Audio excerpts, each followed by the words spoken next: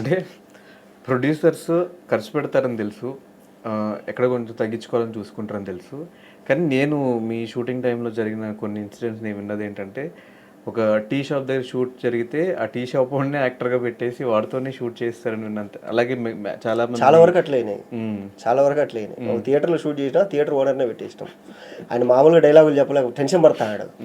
Tension పడతా అంటే అన్న ఏ బ్రాండ్ అని అంటే ఈ బ్రాండ్ ఇలా క్వార్టర్ వేసుకొని రాపో అన్న. ఒక క్వార్టర్ వేసుకొని వచ్చాడు, చించి పడేసాడు యాక్టింగ్. అయితే మన దగ్గర ఉన్న దాంట్లో మనం ఏం చేయగలం అంతే. ఎంత ఉంటుంది బడ్జెట్ ఈ ఫిలింకి? సుమారుగా అయింది బడ్జెట్ దగ్గర దగ్గర నీకు ఇది 1-2 మధ్యలో అయింది.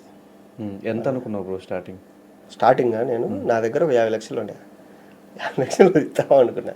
అది చినిగి చాట్ అయ్యింది, పెద్దదైంది. ఆల్మోస్ట్ ఒక 3 times ఎక్కువ అయింది దానికంటే. సేమ్. బట్ ఫైనల్గా రిలీజ్కి రెడీగా ఉంది. రిలీజ్కి రెడీ. టార్గెట్ ఆడియన్స్ ఎవరు? టార్గెట్ ఆడియన్స్ బీసీ సెంటర్స్ అంతే. BC centres. నేను ఫస్ట్ ఓన్లీ రాయలసీమ అనుకున్నా, కానీ నాకు చాలామంది ఎవరికైనా చెప్పినప్పుడు ఏంటంటే అన్న అట్లేం ఉండదన్నా, ఇప్పుడు తెలంగాణలో కోస్తాలో కూడా అన్ని రకాల సినిమాలు ఉంటాయి, నువ్వు అట్లే మెంటల్గా ఫిక్స్ అవ్వద్దు. అది చెప్పలేము, రిలీజ్ అయిన తర్వాత ఎవరు చూస్తారో అనేది మనం చెప్పలేము, ఎవరికి రీచ్ అవుతుందని చెప్పలేము. బట్ రాయలసీమలో అయితే నాకైతే టెన్షన్ లేదు. రాయలసీమ అంతా అక్కడ వాళ్ళు అక్కడే కాబట్టి షూటింగ్ అంతా వాళ్ళకి ఎక్కువ కనెక్ట్ అవుతుంది, వాళ్ళు చూస్తారు అటు సైడ్ అయితే. అటు సైడ్ నాకు టెన్షన్ లేదు అసలు. అది అండ్ చాలా మంది తెలియని విషయం ఏంటంటే, మహేష్ బాబు నుంచి మహేష్ బాబుని ఎందుకు తీస్తావు బ్రో? ఎక్కడికైనా ఏం పేరు నీ పేరు అంటే మహేష్ బాబు అంటే పైకి కిందకి చూసేవాళ్ళు. ఏది ఎక్కడ బయట హైదరాబాద్కి వచ్చి ఇండస్ట్రీకి వచ్చి నా పేరు మహేష్ బాబు అంటే కొడతారేమో అని చెప్పి మహేష్ విట్టా అని పెట్టుకున్నాను. చాలా తక్కువ మంది తెలుసు కదా ఈ పేరు మహేష్. నా ఆధార్ కార్డు చూస్తే తెలుస్తుంది, విట్టా వెంకట మహేష్ బాబు అని ఉంటుంది. ఇండస్ట్రీకి వచ్చా చేంజ్ చేసుకున్న పేరు? నేను ఇండస్ట్రీకి వచ్చాక సింపుల్గా ఉండాలి. మహేష్ అనే పేరుతో చాలా మంది ఉంటారు, మహేష్ బాబు అనే పేరుతో మహేష్ బాబే ఉన్నాడు. సో మనం ఏం చేద్దాం, సో మహేష్ విట్టా అంటే విట్టా అనేది కొత్తగా ఉంటుంది, ఇండస్ట్రీలో ఎవరు లేరు కదా ఆ పేరుతో, ఇంటి పేరుతో అని చెప్పి నేను అది పెట్టుకున్నాను. నన్ను ఎవరన్నా ఇప్పుడు ఒక సెట్లో ఎక్కువ మహేష్ అనే వాళ్ళు ఒక సెట్లో 10 మంది ఉంటారు, నన్ను ఎవరన్నా మహేష్ అని వద్దన్నా విట్టా అని పిలువండి అని చెప్తాను. అప్పుడు నన్ను పిలుస్తారు విట్టా షార్ట్ రెడీ వచ్చాయని. అది ఓకే. ఇప్పుడు నెక్స్ట్ ప్రాజెక్ట్స్ ఏంటి బ్రో? నెక్స్ట్ ప్రాజెక్ట్స్ కుర్మనాయికి అని ఒకటి ఉంది, మన రాస్తారు హీరో.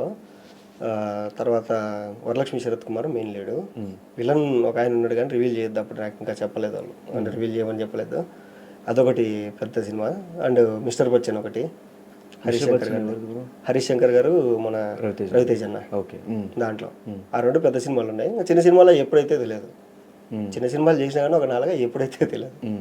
సో ఒకవేళ ఈ సినిమా అనుకున్నంత స్థాయిలో అడగకపోతే ఏంటి పరిస్థితి? ఫైనాన్షియల్గా కానీ, తీసుకున్న అప్పులు కానీ ఇట్లా పరిస్థితి? అప్పులు ఏం లేవు, మొత్తం నేను నా ఫ్రెండ్సే పెట్టుకున్నాము కానీ అప్పులు ఏం లేవు. పోతే పోయింది, దోలు తీసుకుని మళ్ళీ 0 నుంచి స్టార్ట్ చేయడం అంతే. వస్తే మళ్ళీ సినిమాలు వస్తే ఇమ్మీడియట్, వచ్చిందని మళ్ళీ ఇంకో సినిమా వచ్చిందంటే ఇమ్మీడియట్, పెట్టిన డబ్బులు వచ్చినా కానీ ఇమ్మీడియట్ రెడీగా ఉన్నాం. అంటే పెట్టిన డబ్బులు వచ్చిందంటే మనం సేఫే కదా. అమ్మ అప్పుడు ఏమేమి మిస్టేకులు చేసినాం మనం, ఈసారి ఏమేమి మిస్టేకులు చేయకూడదు, ఈసారి త్వరగా సినిమా తీయాలంటే ఏం చేయాలి, తర్వాత బిజినెస్ కావాలంటే ఏం చేయాలి, ప్రమోషన్ ఎప్పటి నుంచే స్టార్ట్ చేయాలి, అట్లా ఏ టెక్నీషియన్ అయితే మనకు ఆన్ టైం మనం చెప్పిన టైంకి మనకు అవుట్పుట్ ఇవ్వగలడు. సో ఇవన్నీ మనకు తెలుసు కాబట్టి ఈసారి ఇంకా ఫాస్ట్గా చేస్తాం. అది. సో ఇప్పుడు ఈ కొత్త సినిమాలకి చిన్న సినిమాలకి థియేటర్స్ కూడా చాలా తక్కువ ఉంటాయి. ఆల్ ఓవర్ ఇండియా వేసుకున్నా కూడా ఒక 100 కూడా చాలా ఎక్కువ అనుకుంటా థియేటర్స్ ఇచ్చేది. 100 థియేటర్స్ రావాలంటే నీకు దగ్గర దగ్గర నువ్వు ఒక 10 లక్షలు 16 లక్షలు ఖర్చు పెట్టుకోవాలి, 16 లక్షలు పెట్టుకోవాలి ఖర్చు. మరి ఇప్పుడు ఆ బడ్జెట్ పెట్టడం రెడీగా ఉన్నావు బ్రో? డబ్బులు సంపాయాలా లేదా ఎవరినో ఒకరిని పెట్టేసుకొని కొలాబరేషన్లో ఎవరితో ఒకరితో మాట్లాడేసుకొని వెళ్ళిపోవాలా.